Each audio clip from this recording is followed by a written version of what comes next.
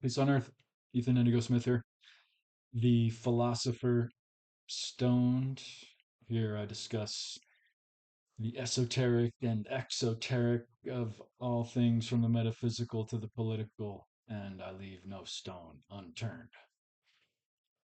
All right, so it's amazing to me, first off, that how much people repeat things, and it's even in vogue to like have a discussion on repeating what someone's discussing. So I wanted to talk about a couple of things that people aren't necessarily looking at in this context. Um, and this is in regards to the whole Epstein information release. Firstly, it's obvious that this is a wild group of sadists, whether they were doing actual, whether particular individuals were doing actual evil. Obviously, they have sadistic mentality to me. Um, and so, again, whether they're guilty of immoral or illegal acts, it seems to me that they're sadistic for power. And that's really kind of, you see, when one has resources and another doesn't, you can convince them to do things that they wouldn't do if they had access to resources, right? So it's a very elitist circle in that sense, that they're ultra wealthy people conning people that are poor or not ultra wealthy to do things for money. And they are, so that's a elitist wealth distribution to an extremely steep level, and they're also using information in that same manner. These circles are exchanging information for their elitist benefit, to benefit, snake things from people and so on and so forth, gain in elitist manner by way of information. Information is power, as they say. In fact, the prince or former prince is in trouble for this elitist information function. He's sharing information that he shouldn't have, essentially.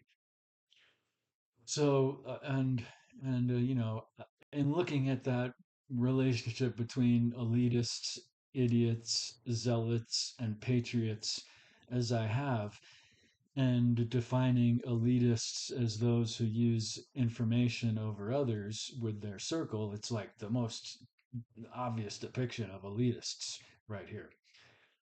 Uh, and I took a brief look into Jmail, where it has a lot of the correspondence of Jeffrey Epstein there.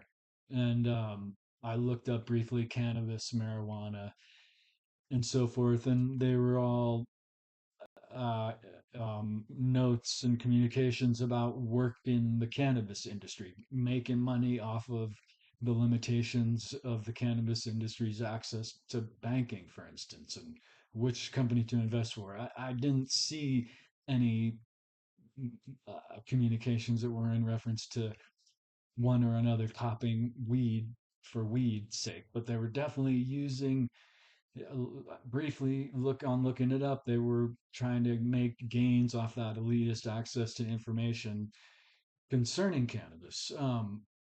So that's like this the same kind of form and function. But I mention cannabis also because it is the most powerful resource. And when people have access to resources, even if they don't have money, they're not going to be conned to do devious things. So I think it just goes to show you that, the elitists and the wealthy use poverty, and they could make the world a different place. I think poverty is part of their game. In fact, I also think, and it would seem apparent in this and related information releases, Like this happened in Europe too. There was a whole scandal of an elitist group of people in a certain European country. I forget because I originally wasn't going to talk about this, but this happens in a lot of places. And the more you look into it, it would seem that this is also a depiction of the age old divergence and battle between the sophistry and the Socratic. And there is not only just the sophist and Socratic split, because they're like dark sophistry, right? They're actually, it would seem apparent in this and related context and related information that these dark sophists are, in fact, taking what would be modes of initiation and self development, if you will, and making them into processes of torture and degradation. Um, Again, this is what the idea of Satanists or Satan being a rebel. Satanists or Frankists or the like, they're rebels, not like rebellion in the United States, but rebelling against the natural and right. In the inversion and perversion would be a better way to look at it, not necessarily rebels, but they're rebelling in an inversion and a perversion manner, right? So yeah, holding information and using it over others, using processes that might have been initiatory and torturing people. Um, it seems like the form and format of these individuals. And I wanted to point out too, finally, that this is kind of the opposite way that humanity can and would be. There is the Taoist idea of free and easy wandering.